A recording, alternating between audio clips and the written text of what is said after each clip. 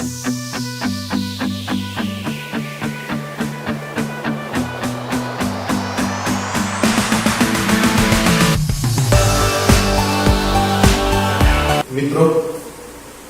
આજે આપણે વિવિધ પ્રકારના ગર્ભ નિરોધકોનો વિસ્તૃતપણે અભ્યાસ કરીશું. આપણે એવું જાણીએ છીએ કે ગર્ભ નિરોધકોના 6 પ્રકારો છે અને અહીંયા મેં કુલ 5 પ્રકારો લખ્યા છે. એટલે જે ઇન્જેક્ટેબલ્સ છે ને એનો સમાવેશ અહીંયા આગળ મોં દ્વારા લેવાતાની અંદર કરી દીધો છે. એટલે ખાસ ધ્યાન રાખજો, કન્ફ્યુઝ ના થશો. હવે ગર્ભ નિરોધકોના જુદા જુદા પ્રકારો છે. એમાં પહેલો પ્રકાર છે કુદરતી અથવા પ્રણાલીગત પ્રકારના ગર્ભ નિરોધકો. હવે કુદરતી અથવા પ્રણાલીગત પ્રકારના જે ગર્ભ નિરોધકો છે એની અંદર શું કરવામાં આવે છે? તેમાં શુક્રકોષ અને અંડકોષ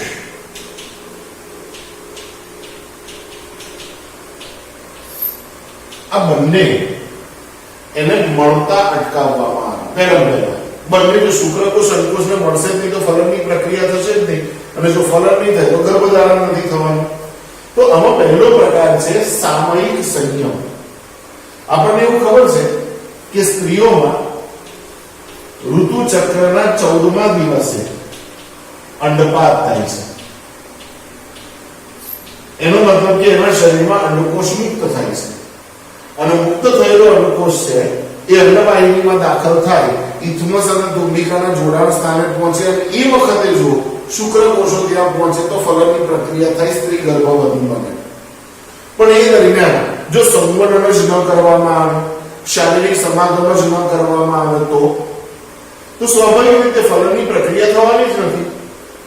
તો હવે આપણને પ્રશ્ન થાય કે આવું કેટલા દિવસોમાં કરી શકાય? તો ધ્યાન રાખજો, સ્ત્રીના ઋતુ ચક્રના 10મા દિવસથી 17મા દિવસ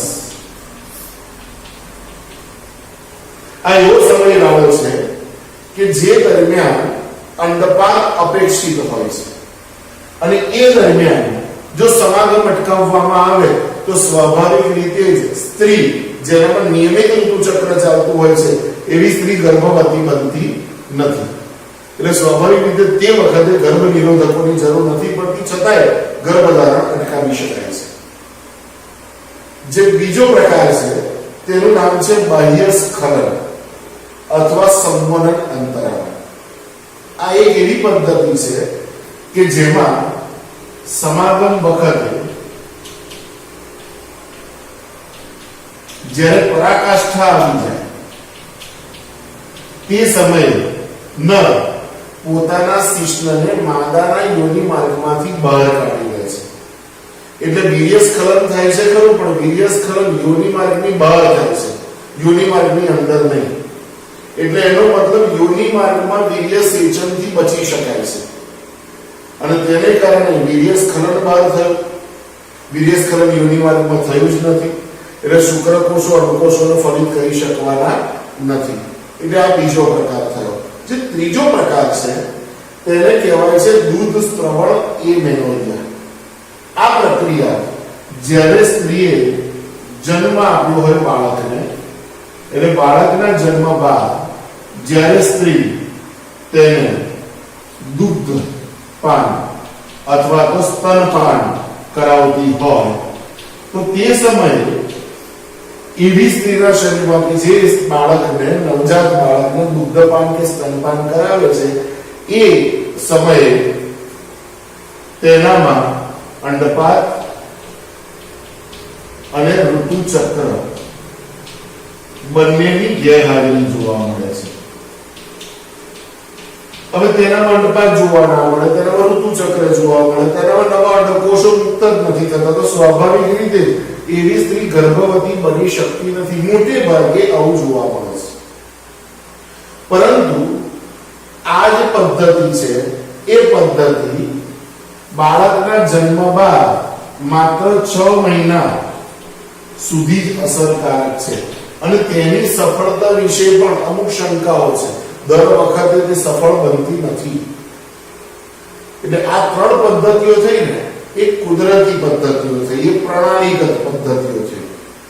હવે બીજી પદ્ધતિ છે એને અવરોધ પદ્ધતિ કહેવામાં આવે છે. અવરોધ પદ્ધતિની અંદર શુક્રકોષો મુક્ત કરતું અંગ એટલે શિશ્ન અને શુક્રકોષોને ગ્રહણ કરતું અંગ એટલે કે ગ્રીવા અથવા તો ગર્ભાશય બંનેની વચ્ચે કોઈ ચોક્કસ પટલ મૂકી દેવામાં આવે છે, અવરોધ મૂકી દેવામાં આવે, જેને કારણે શુક્રકોષો છે એ ગર્ભાશયમાં પહોંચે નહીં અને છેવટે અંડવાહિનીમાં જશે નહીં. આ પ્રક્રિયા માત્ર સમાગમ કે સંવરણ સમયે જ કરવામાં આવે છે. એમાંનું પહેલું છે નિરોધ. નિરોધ એને સાદી અંગ્રેજી ભાષામાં કોન્ડોમ પણ કહેવામાં આવે છે. નિરોધ એ કોન્ડોમનો એક બ્રાન્ડેડ વર્ડ છે, બ્રાન્ડેડ શબ્દ છે. અને નિરોધ બંનેના હોઈ શકે. પુરુષોના નિરોધ પણ હોય અને સ્ત્રીઓના નિરોધ પણ હોય છે. અને પુરુષો અને સ્ત્રીઓ પોતપોતાના નિરોધ જાતે પહેરી શકે છે, એનો નિકાલ પણ કરી શકે છે. એટલે એના ઉપયોગ વિશે બીજા કોઈને તાત્કાલિક ખબર પડતી નથી, છતાંય ગર્ભધારણ અવાંછિત ગર્ભધારણથી બચી શકાય છે. નિરોધ, પુરુષોનો નિરોધ એ રબર અથવા લેટેક્સ ની બનેલી એક નળી જેવું સાધન છે. તેને સમાગમ પહેલા પુરુષ પોતાના ઉત્થાનિત શિશ્ન પર પહેરી લે છે અને જ્યારે સમાગમ દરમિયાન વીર્ય ત્યાગ થાય તો એ વીર્ય એ નિરોધના આગળના ભાગમાં જમા થાય છે. એનો મતલબ કે એ વીર્ય યોનિ માર્ગમાં પ્રવેશતું નથી, સમાગમ થઈ જાય છે પરંતુ ફલન થતું નથી. સ્ત્રીઓ માટેનો જે નિરોધ હોય છે એ નિરોધ પણ આ જ પ્રકારના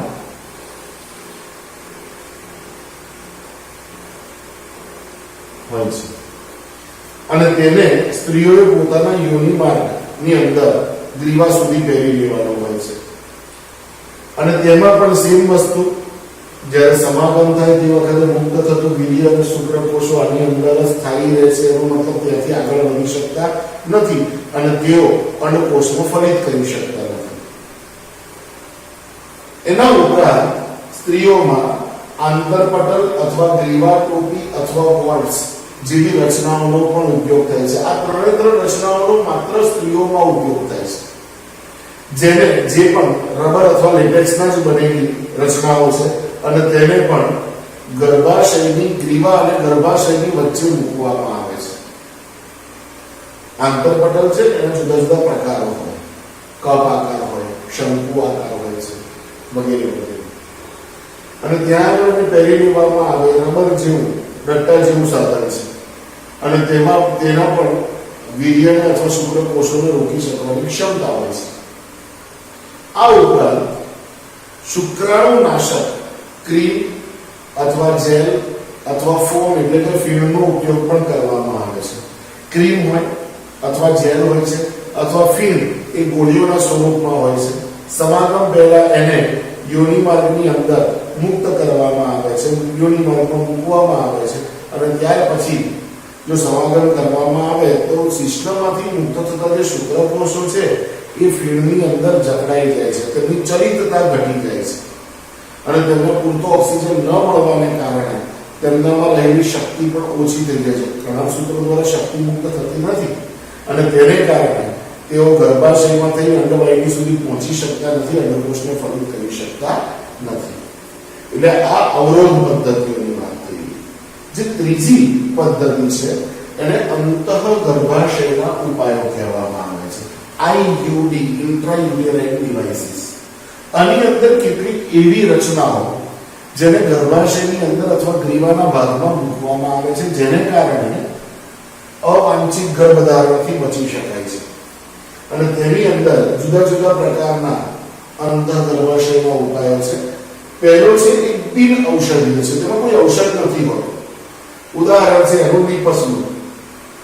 હવે આ જે લીપસમૃત છે એ લીપસમૃતને ડોક્ટરની મદદથી એ રીતે ગર્ભાશયમાં ગોઠવવામાં આવે છે કે તેનો અંદરનો ભાગ એ ગર્ભાશયના એન્ડોમેટ્રિયમને સતત અડેલો રહે. તેને કારણે ગર્ભાશયનું જે એન્ડોમેટ્રિયમ છે એ સતત ઉત્તેજિત રહે છે અને ઉત્તેજિત રહેવાને કારણે ત્યાં આગળ ગર્ભ સ્થાપન થઈ શકતું નથી. તે કોઈ પણ પ્રકારનું આયન અથવા ઔષધ મુક્ત કરતું નથી. બીજું છે એને કહેવાય કોપર મુક્ત કરતું અંતઃગર્ભાશયનો ઉપાય.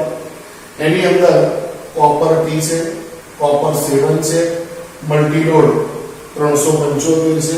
આ બધા જુદા જુદા પ્રકારના ડિવાઇસ છે. એને પણ સ્ત્રીની ગ્રીવામાં થઈ અને ગર્ભાશયમાં મૂકવામાં આવે છે. હવે એ છે ને આ જે ઘટકો, આ રચનાઓ, આ બીજા નંબરના આયુડી કહેવાય. એ બીજા ક્રમના આયુડી એ શું કામ કરે છે? કોપર આયન મુક્ત કરે છે. અને કોપર એ શુક્રાણુનાશક છે, એટલે શુક્રકોષોનો નાશ કરી નાખે છે. અને શુક્રકોષોનો નાશ થાય એટલે સ્વાભાવિક રીતે કે શુક્રકોષો દ્વારા અંડકોષનું ફલન થતું નથી. ત્રીજા ક્રમના જે આયુડી છે તે જુદા જુદા પ્રકારના અંતઃસ્ત્રાવો મુક્ત કરે છે. એનું ઉદાહરણ છે પ્રોજેસ્ટેરોન અથવા LNG-20.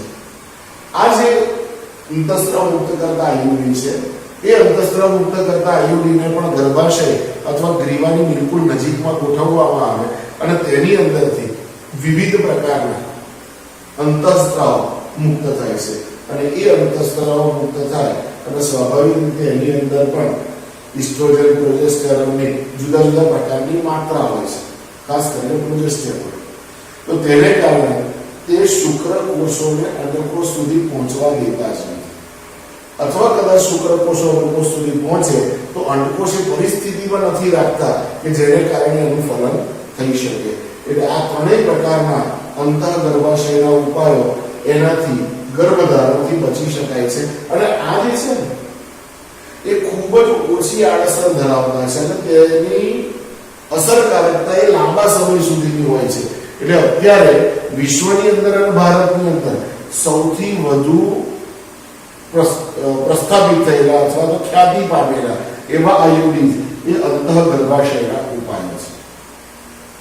આના સિવાય આપણે વાત કરીએ તો એ છે ચોથા પ્રકારના આયુડી અને પાંચમા પ્રકારના, જેમાં ઇન્જેક્ટેબલ્સ અથવા આરોપણ કરવામાં આવેલી વસ્તુઓ. મોં દ્વારા લેવામાં આવતી જે ગોળીઓ છે એ ગોળીઓ એ પ્રકારની છે કે તેની અંદર પ્રોજેસ્ટેરોન અથવા પ્રોજેસ્ટેરોન અને એસ્ટ્રોજનની જુદી જુદી સાંદ્રતાઓ આવેલી હોય છે. અને એને મોં દ્વારા લેવાતી ગોળીઓ એટલે કે પિલ્સ કહેવામાં આવે છે. હવે આ પિલ્સને લેવામાં કેવી રીતે આવે છે? તો પિલ્સ તમે જોશો તો પિલ્સનું જે એક પત્તું હોય એ પત્તાની અંદર કુલ 21 પિલ્સ આવેલી હોય છે. અને એ પિલ્સ આવી રીતે લાઇનસર ગોઠવવામાં આવે છે. 7 થી 3 લાઇન્સ હોય. અને એ પિલ્સ પ્રોજેસ્ટેરોન અથવા પ્રોજેસ્ટેરોન અને એસ્ટ્રોજનના જુદા જુદા સંકેન્દ્રણો ધરાવે છે. એ ઋતુસ્રાવના 5મા દિવસથી શરૂ કરવામાં આવે છે લેવાની. એટલે 5મા દિવસે લેવાની. એના પછી આ 6થા દિવસે, પછી 7મા દિવસે, પછી 8મા દિવસે, 9મા, 10મા, 11મા, આમ સતત 21 દિવસ સુધી એને લેવામાં આવશે. દરરોજ એક ગોળી. અને 21 દિવસ થાય એટલે અહીંયાથી આમ અને આમ આ 21 દિવસ પછી આ ગોળી પતશે. એટલે કુલ આમ જોવા જઈએ તો 26મા દિવસે આ ગોળીઓ પતે. અને એ ગોળી જ્યારે પૂરી થાય લેવાની, બધી જ વપરાઈ ગઈ, લેવામાં આવી, તે વખતે 1 કે 2 દિવસ પછી ઋતુસ્રાવ શરૂ થઈ જાય છે. પણ આની અંદર શું છે કે દરરોજ તમારે ધ્યાન રાખવું પડે. બહેનોએ ખાસ, કારણ કે આ બહેનોએ લેવાની ગોળી છે, તો બહેનોએ ધ્યાન રાખવું પડે કે ગોળી લેવાનો સમય ભૂલવાનો નહીં. તો એને કારણે આપણે central drug research institute, central drug research CDRI Lucknow, એમણે એક ગોળી બનાવી છે. એ અઠવાડિયે એક જ વાર લેવાની હોય છે. એમાં પણ પ્રોજેસ્ટેરોન અને પ્રોજેસ્ટેરોન એસ્ટ્રોજન નું બંધારણ આવેલું, જુદા જુદા પ્રકારનું સંકેન્દ્રયુક્ત બંધારણ. એને સહેલી કહેવામાં આવે છે. એ ખૂબ જ અસરકારક ગર્ભનિરોધક ગોળી છે. એને સત્ય મંડળની ગોળી પણ કહેવામાં આવે છે. વન્સ ઇન અ વીક, અઠવાડિયામાં માત્ર એક જ દિવસ એને લેવાની હોય છે. લગભગ દર રવિવારે લેવાની હોય છે. તો એ સહેલી નામની જે ગોળી છે એ ખૂબ જ અસરકારક ગર્ભનિરોધક છે. એની આડઅસર પણ છે, ઉબકા આવવા, ઉલટી થવી, થોડું શરીરના વજનમાં વધારો થવો વગેરે વગેરે. તો આ મેં તમને વાત કરી મોં દ્વારા લેવાતી ગોળીઓ થઈ. આ ઉપરાંત હમણાં લેટેસ્ટ ટેકનોલોજીની બાબતની વાત કરીએ તો એક એવા ઇન્જેક્શનો ખોળવામાં આવ્યા છે જેમાં પ્રોજેસ્ટેરોન અને એસ્ટ્રોજનની વિવિધ માત્રા હોય અને તેને ત્વચાની નીચેના પડમાં લેવામાં આવે છે અને તેને કારણે થોડા સમય સુધી અંડપાત થતો જ નથી, અંડકોષની ઉત્પત્તિ થતી નથી. હવે સ્વાભાવિક રીતે અંડકોષ ઉત્પન્ન ના થાય તો એને કારણે ફલનની શક્યતાઓ પણ રહેવાની નથી. એનો મતલબ ગર્ભધારણ પણ ઘટી જાય છે, ગર્ભધારણની શક્યતા 0 થઈ જાય છે. તો આ બાબતે 4 પ્રકારના અને 5 પ્રકારના ગર્ભ નિરોધકો. હવે છેલ્લી વાત કરીએ એટ ધ એન્ડ, વંધ્યીકરણ પદ્ધતિ. કદાચ કોઈને એવું છે જુદા જુદા પ્રકારના ગર્ભ નિરોધકોનો ઉપયોગ નથી કરવો, ફાવતો નથી, ગમતું નથી વગેરે વગેરે, તો સૌથી વધુ પરમેનન્ટ સોલ્યુશન કરવું તો એનો કાયમી ઉપચાર છે વંધ્યીકરણ. વંધ્યીકરણ 2 પ્રકારે થઈ શકે, નરમાં પણ થાય, પુરુષમાં, અને માદામાં સ્ત્રીમાં પણ થઈ શકે.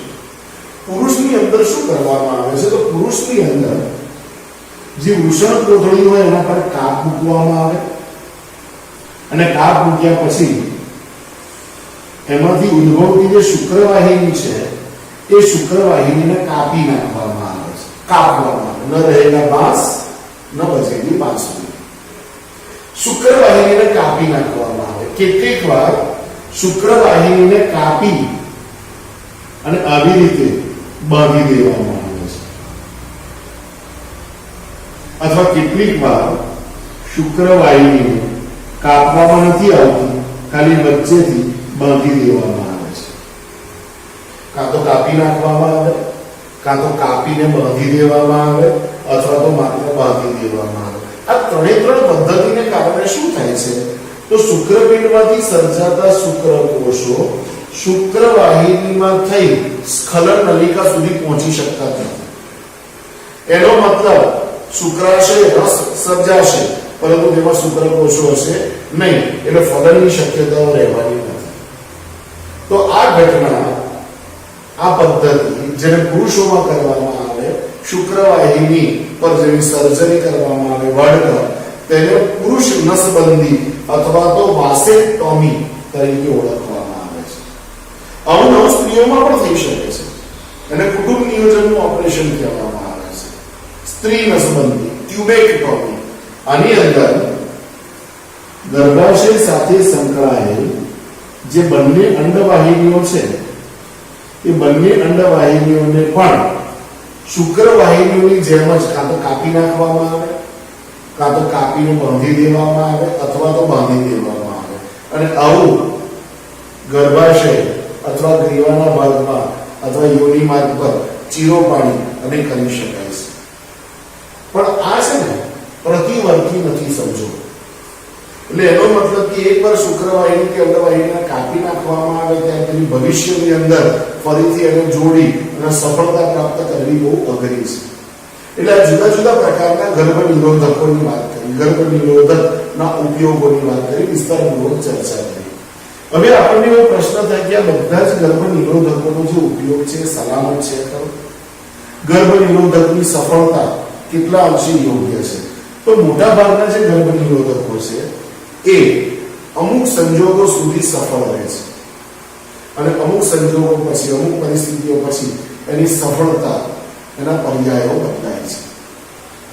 કેટલાક ગર્ભ નિરોધકો એવા છે કે જે ગર્ભ નિરોધકો એ અણધાર્યા ગર્ભને બચાવી શકે છે.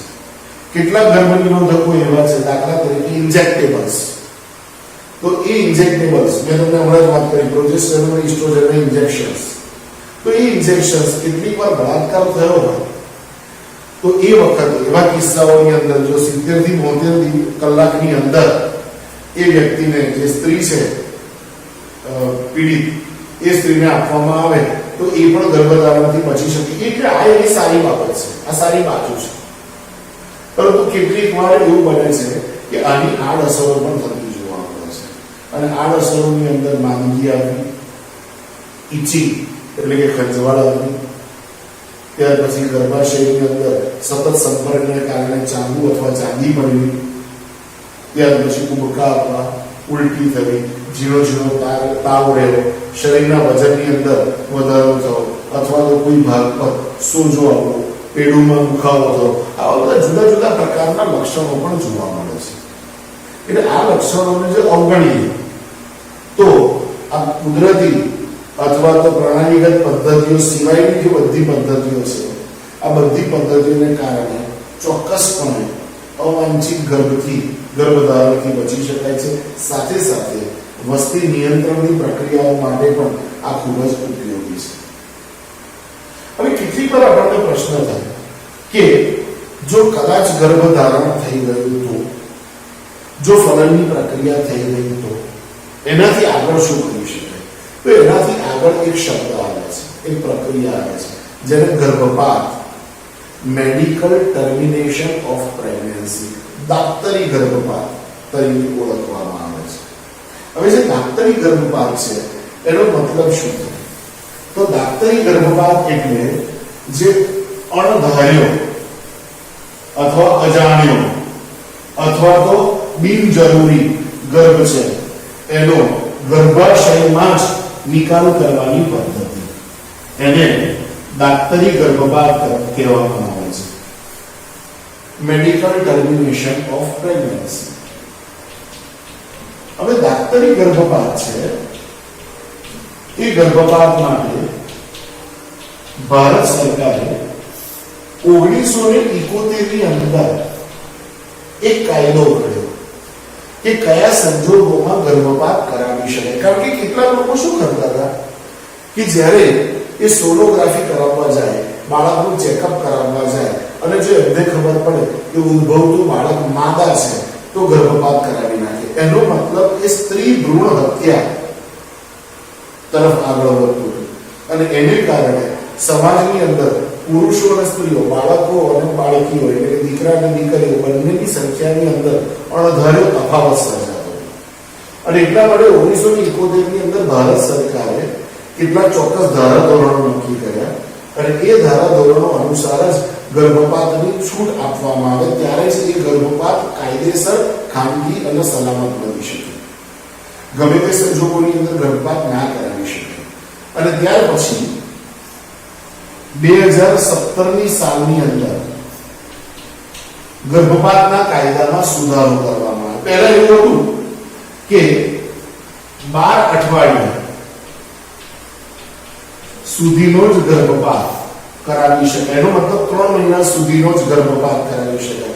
જે ગર્ભ છે એની ઉત્પત્તિને 3 મહિના થયા છે તો 3 મહિના સુધીના જ ગર્ભપાતને મંજૂરી આપવામાં આવતી હતી કાયદેસર.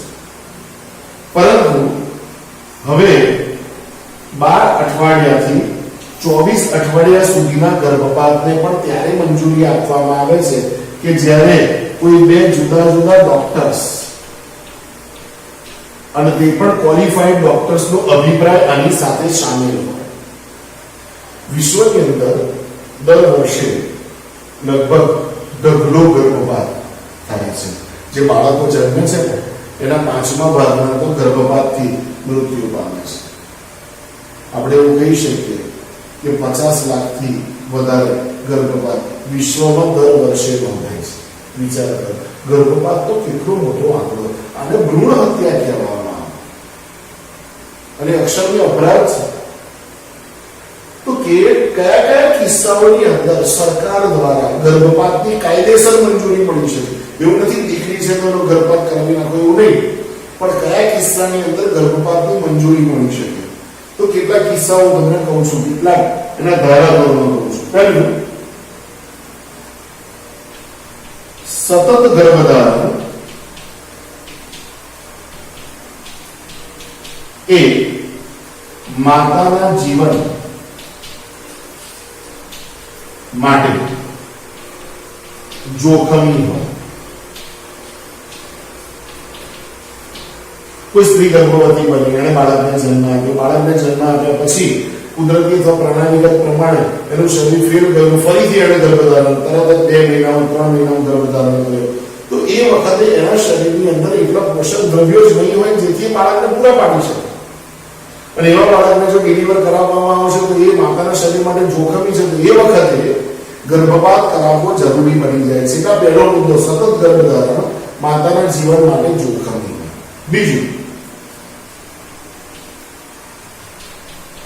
ગર્ભધારણ ગર્ભ અવરોધકો ના નિષ્ફળ જવાને કારણે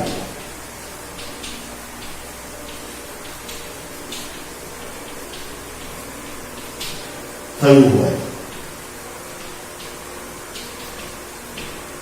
દાખલા તરીકે કોપર 2 અથવા કોપર 7 અથવા LNG-20 નો ઉપયોગ કરવામાં આવે છે છતાં પણ ગર્ભધારણ થઈ ગયું.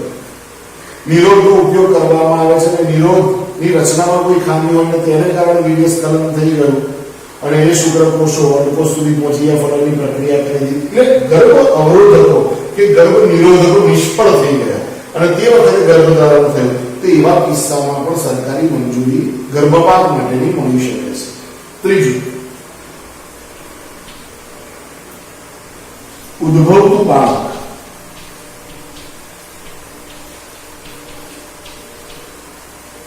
કોઈ ખોડ થાપણ ધરાવતું હોય.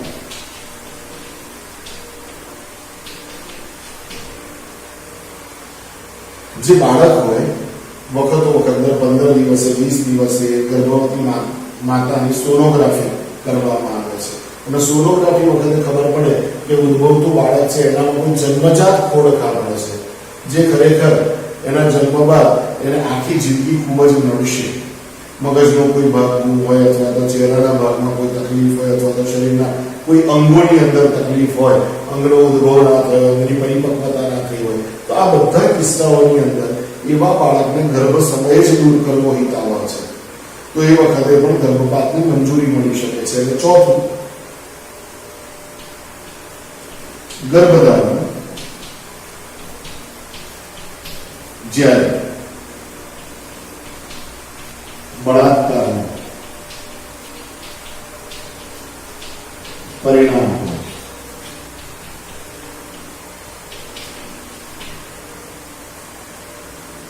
જ્યારે કોઈ યુવતી પર બળપૂર્વક બળજબરી, શારીરિક બળજબરી કરવામાં આવી હોય, બળાત્કાર કરવામાં આવ્યો અને તે સમયે જો એ સ્ત્રી ગર્ભવતી, દીકરી કે બાળકી ગર્ભવતી બની ગઈ તો એ વખતે એ ગર્ભને પણ દૂર કરવાનો અધિકાર એ માતાનો, જે તે વ્યક્તિ પીડિત વ્યક્તિનો હોય છે એના માટે એને સરકારી મંજૂરી મળી શકે છે. એટલે આ ટોટલ 4 પ્રકારના કિસ્સાઓ છે કે જેની અંદર ગર્ભપાતની કાયદેસર મંજૂરી સરકાર દ્વારા લઈ શકાય છે.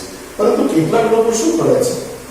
એમ્નિયોસેન્ટેસિસ, ઉલ્વજળ કસોટી કરે ખોડ કાપડ માટે. ખોડ કાપડ તો ઠીક છે, એમને ખબર પડી જાય કે ઉદ્ભવતી જે વ્યક્તિ છે અથવા તો જે બાળક છે એ બાળક આપણે જોઈતી જાતિનું નથી, તો એને કારણે એનો નાશ કરવા માટે ડોક્ટરને પ્રેરે છે, ડોક્ટરને પૈસા આપે છે. ત્યાર પછી મોટાભાગના ડોક્ટર સૌ કરતા નથી, પણ ક્યારેક કોઈ લોભ લાલચની અંદર આવી અને ગર્ભપાત કરાવી નાખે છે. તો આ ઘટના તદ્દન ગેરકાયદેસર અને મોટે ભાગના જે ગર્ભપાત છે એ ગર્ભપાત એ જાણીતા જે ડોક્ટર હોય, સક્ષમ ડોક્ટર હોય, જે અનુભવી ડોક્ટર હોય તે નહીં, પરંતુ બિન અનુભવી લોકો દ્વારા કરાવવામાં આવે છે. ઘરગથ્થુ ઉપચારો દ્વારા આવા ગર્ભપાત કરાવવામાં આવે છે. તો તેને કારણે શરીરની અંદર એટલી બધી તકલીફો ઉત્પન્ન થઈ શકે છે કે જેની ખામિયાજો એટલે કે જેની ત્રુટિઓની પૂર્ણતા આપણે જીવનભર જે તે વ્યક્તિએ કરવી પડતી હોય છે. તો આ બાબત આપણે મેડિકલ ટર્મિનેશન ઓફ પ્રેગ્નન્સી એટલે ગર્ભપાતની વાત કરી અને હવે આપણે વાત કરીશું જુદા જુદા પ્રકારના જનનાંગીય ઇન્ફેક્શન્સ એટલે કે ચેપો. હવે આપણે વાત કરીએ છીએ જાતીય સંક્રમિત ચેપની, જેને સેક્સ્યુઅલી ટ્રાન્સમિટેડ ઇન્ફેક્શન્સ કહેવામાં આવે છે, એસટીઆઈ કહેવામાં આવે, અથવા એને જાતીય રોગો, જાતીય સંક્રમિત રોગો એસટીડી સેક્સ્યુઅલી ટ્રાન્સમિટેડ ડિસીઝીસ કહેવામાં આવે, અથવા એને સમાગમ થી થતા રોગો વેનેરલ ડિસીઝીસ એટલે કે વીડી તરીકે ઓળખવામાં આવે, અથવા એને પ્રજનન માર્ગ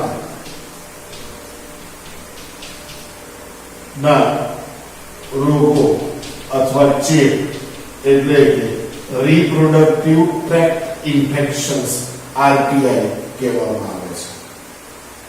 એટલે યોગ્ય રીતે જાતીય સંભાળ ન રાખવી અને આપણી ક્યાંક ભૂલ થઈ જાય તો આવા બધા ચેપ અથવા રોગો થવાની શક્યતાઓ હોય છે. કયા કયા રોગોનો સમાવેશ? ઢગલો રોગો છે, પણ એમાંના કેટલાક જાણીતા રોગોનું નામ તમને કહું તો એમાં છે સિફિલિસ, ગોનોરિયા, ટ્રાઇકો મોનિયાસિસ,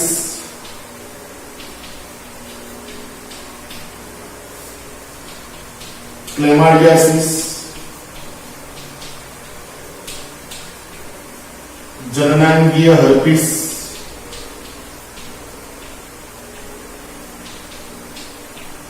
જનનાંગીય મસા,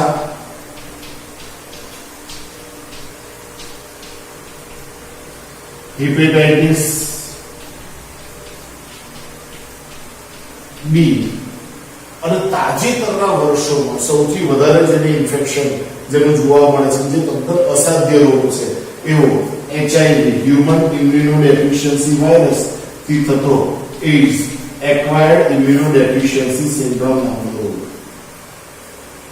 હવે આ બધા જે રોગો છે એ રોગોની અંદર જો આપણે HIV અથવા એઇડ્સ એને ભૂલી જઈએ, બાદ કરીએ, હિપેટાઇટિસ અથવા તો જનનાંગીય હર્પીસ, આ ત્રણ રોગોને બાદ કરીએ તો બાકીના જે રોગો છે, સિફિલિસ છે, ગોનોરિયા છે, ટ્રાઇકોમોનિયાસિસ છે, ક્લેમાઇડિયાસિસ છે, જનનાંગીય મસા છે, આ બધા રોગો એને શરૂઆતના ચિહ્નોથી ઓળખી શકાય છે અને એની સારવાર કરી અને તદ્દન ભયમુક્ત અને રોગમુક્ત બની શકાય છે. કેટલાક રોગો એવા છે કે જેના લક્ષણો તાજેતરમાં દેખાતા નથી, તાત્કાલિક દેખાતા નથી. અને આમાંના જે હિપેટાઇટિસ અથવા તો એઇડ્સ જેવા રોગો છે એ શેનાથી ફેલાઈ શકે? તો એ જાતીય સંપર્ક સિવાય કોઈકના સંપર્કમાં આવેલી સંક્રમિત વ્યક્તિ હોય એના સંપર્કમાં આવેલી ઇન્જેક્શન્સ હોય અથવા વાળકાપના સાધનો એના દ્વારા ફેલાઈ શકે છે. પરસ્પર રુધિરાદાનથી ફેલાઈ શકે છે. રુધિરમાંથી બનતી પેદાશો એટલે કે પ્લાઝમા વગેરે વગેરે લેવાથી પણ આ ફેલાઈ શકતા હોય છે. એવું જરૂર નથી કે તે જાતીય સમાગમથી જ ફેલાય.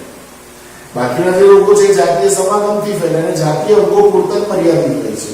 જ્યારે HIV અથવા હેપેટાઇટિસ બી એ જાતીય અંગો પ્રજનન અંગો પૂરતા મર્યાદિત નથી, આખા શરીરની અંદર એના લક્ષણો જોવા મળે છે. હવે આના જે લક્ષણો છે, કેટલાકના લક્ષણો દેખાતા જ નથી, પણ કદાચ જો લક્ષણો હોય તો લક્ષણોની અંદર જનનાંગીય વિસ્તારમાં ખંજવાળ આવે, જુદા જુદા પ્રકારના પ્રવાહી નો સ્ત્રાવ થાય, ચીકણા પ્રવાહીનો યોનિ માર્ગમાંથી, ગ્રીવામાંથી, ગર્ભાશયની અંદરથી સ્ત્રાવ થતો જોવા મળે છે, ખંજવાળ આવે છે, તાવ આવે છે, શરીર પર જનનાંગીય વિસ્તારમાં પ્રવાહી ભરેલી ફોલ્લીઓ થઈ જતી જોવા મળે છે, મૂત્રમાં સોજો આવે છે. ઉપરાંત ત્યાં બળતરા પણ થતી હોય છે, પેડુમાં દુખાવો થતો જોવા મળે છે. આ જુદા જુદા પ્રકારના લક્ષણો જોવા મળે છે જે આવા રોગોને કારણે હોઈ શકે છે. હવે કેટલીક વાર આ રોગોનું આપણે બિલકુલ ધ્યાન રાખીએ અને તાત્કાલિક આપણે યોગ્ય ડોક્ટરનો સંપર્ક કરીએ તો આ રોગોની આડઅસરોથી બચી શકાય છે. કારણ કે રોગોનો જો લાંબા સમય સુધી ઈલાજ ના કરવામાં આવે, કેટલાક લોકો ક્ષોભજનક લાગતા કિસ્સામાં કેટલાક લોકો શરમાય છે, ડોક્ટર જોડે કેવી રીતે જઈએ, આવું અમારા જાતીય અંગો છે, ડોક્ટરને કેવી રીતે બતાવે, તો તે સમયે જો આ રોગો વધુ વકરે તો એ જીવલેણ સાબિત થઈ શકે છે. આ ઉપરાંત તેની બીજી કેટલીક એવી આડઅસરો છે કે જે આપણને જીવનભર આપણને વિતાડે, આપણને દુખાડે, આપણને દર્શાવે. દાખલા તરીકે તેમાં જોવા મળે છે, જીવનભર જોવા મળતી અસરો, એમાં નિતંબ અથવા પેડું વિસ્તાર છે, એમાં સોજો અને બળતરા, એને પીઆઈડી કહેવામાં આવે, પેલ્વિક ઇન્ફ્લેમેટરી ડિસીઝીસ. આ ઉપરાંત અફળદ્રુપતા અથવા વંધ્યતા, મૃત બાળકનો જન્મ,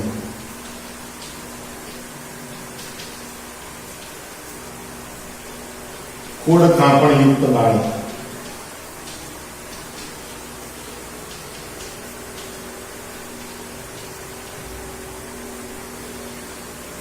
જુદા જુદા પ્રકારની બાબતો બસ ધ્યાન રાખજો મિત્રો, કારણ કે આ બહુ અગત્યની બાબતો છે.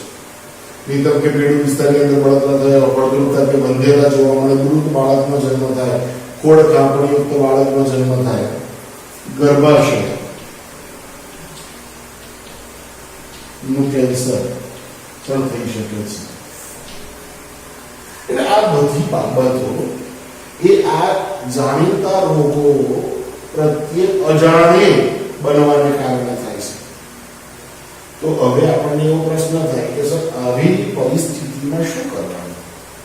તો આવી પરિસ્થિતિમાં જ્યારે તમારા શરીરની અંદર કોઈ પણ અસામાન્ય જનનાંગીય ફેરફાર જોવા મળે એટલે તમારે સૌપ્રથમ તમારા મધર અથવા ફાધર, મમ્મી અથવા પપ્પા ની જોડે આ બાબતની ચર્ચા કરવાની. ત્યાર પછી જો શક્ય હોય તો ડોક્ટરની યોગ્ય સલાહ લેવાની. કેવી રીતે? આનાથી જો સમજો, prevention is better than cure. સાજા થવું એના કરતા જેનાથી આપણે માંદા પડીએ છીએ ને એવી પરિસ્થિતિનો અટકાવ બહુ જરૂરી છે. તો શું કરવું પડે? શું ધ્યાન રાખવું પડે? જાતીય સંક્રમિત રોગોથી બચવા માટેના કેટલાક પગલાઓ કયા કયા છે? તો એમાંનું પહેલું પગલું છે અજાણ્યા અથવા તો ઘણા સાથીઓ સાથેના શારીરિક સંબંધ ને ટાળો. એટલે એક જ વફાદાર સાથી સાથે જાતીય સંબંધ રાખવાનો. બીજું, સમાગમ સમયે